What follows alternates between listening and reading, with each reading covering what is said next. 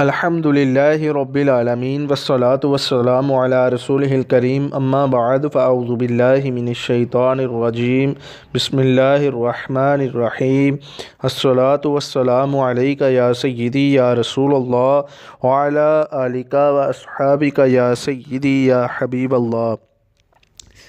حضرت ابراہیم ادہم رحمۃ اللہ علیہ سلطنت کے بادشاہ تھے۔ ایک رات کا ذکر ہے کہ آپ اپنے محل میں سو رہے تھے۔ آدھی رات کے وقت چھت پر شور و غل سا مچا۔ آپ کی آنکھ کھل گئی۔ کان لگا کر سنا تو یوں محسوس ہو رہا تھا جیسے چھت پر باری باری قدموں سے کوئی چل رہا ہے۔ حضرت ابراہیم ادہم رحمۃ اللہ علیہ نے دل میں خیال کیا کہ یہ کس کی جرت ہے جو آدھی رات کے وقت محل کی چھت پر چل رہا ہے، پتہ نہیں کون ہمت والا ہے، یقیناً یہ کوئی انسان نہیں بھوت ہے۔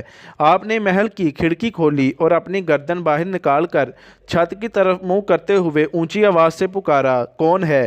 عجیب و غریب قسم کے لوگوں نے سر نیچے کر کے جواب دیا، ہم رات کے وقت کسی کی تلاش میں پھر رہے ہیں۔ حضرت ابراہیم ادہم رحمۃ اللہ علیہ نے حیران ہو کر پوچھا، کیا تلاش کر رہے ہو؟ وہ کہنے لگے، ہم اونٹ کو تلاش کر رہے ہیں۔ حضرت ابراہیم ادہم رحمۃ اللہ علیہ بولے، کبھی کسی نے گمشدہ اونٹ کو چھت پر تلاش کیا ہے؟ یہ سن کر وہ برجستہ کہنے لگے، کیا کسی نے بادشاہی کے عالم میں تاج و تخت پا کر فقیری کو تلاش کیا ہے؟ یہ سننا تھا کہ آپ پر عجب بے خودی کی کیفیت طاری ہو گئی۔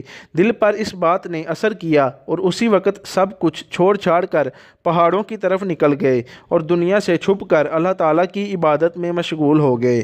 وآخر دعوانا ان الحمد للہ رب العالمین۔